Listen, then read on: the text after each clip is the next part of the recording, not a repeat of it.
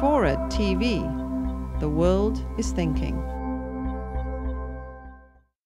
This is a very timely discussion, and Mika, especially with what's happened over the past 24 hours, where rumors started on the internet, some new media sites. And among old media. And among, well, the rumor was spread by old media last night. Wherever we went in Minneapolis, everybody was talking about the rumor about Sarah Palin's daughter, and it wasn't really her baby, and it was stunning how quickly the most established media outlets in America scooped that up, ran with it, and started aggressively pursuing it. Mika, weren't you surprised last night? Everywhere we went. Yeah, and I really don't like a lot of what I've read and heard, and it's not just the internet. It's old media as well. And I mean, I was speaking to a network correspondent, and I was kind of stunned at the rabid nature of what I heard. But I do think the internet plays a huge role in promulgating stories like this. And so the question is, where do we go from here, and how much does the internet really play a role in perhaps creating some problems or just being a part of the problem? And Tony Blankley, why don't we start with you and ask you, what's a newspaper's responsibility? What's old media's responsibility when they see something churning up on new media?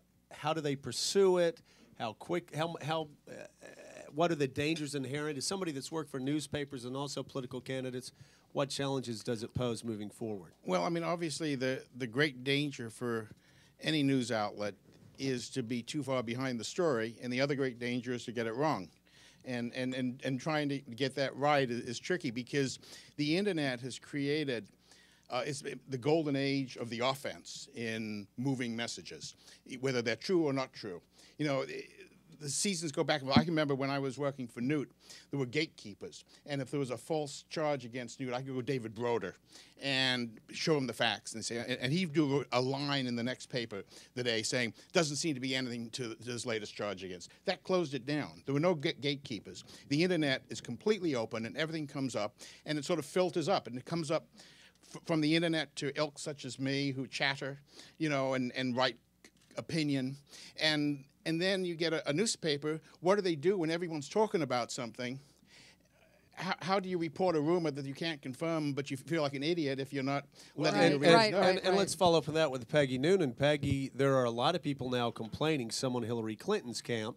In Hillary Clinton's campaign, Howard Wolfson said something a few weeks ago after the John Edwards story broke. He said it was all over the internet, and if mainstream media had not been interested in protecting Barack Obama, if they had followed what was out there on the internet, then Hillary Clinton would have gotten the nomination. Huh. So does new media put a gun to the head of old media editors to say, you either follow this or you're going to look like a fool in a couple of weeks? Yeah, I think so.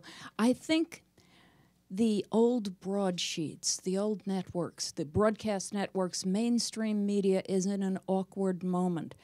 They ignored, dissed, and sort of made fun of the rising world of the internet in the past maybe about 6, 7, 8 years. They thought blogs were silly.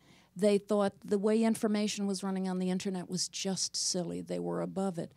They wound up losing some significant stories to the internet. They wound up seeming stodgy compared to the internet. The thing that the mainstream media has to do is hold on to its wonderful traditions, its legitimate journalistic seriousness and probity and stature, while also realizing technology has changed and we got to be out there. We got to be doing good stuff, but we can't be doing silly stuff.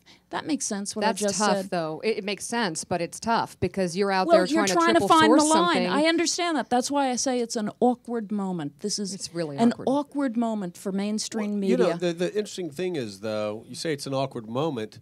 Was it not an awkward moment in 1998 when I think it was Michael Isikoff at Newsweek that had the Clinton Monica story, didn't go with it, and then it blew up on the Drudge Report. The only reason Newsweek didn't go with that story is at that point they didn't have a website. If they'd had a website, they would have probably gone with it.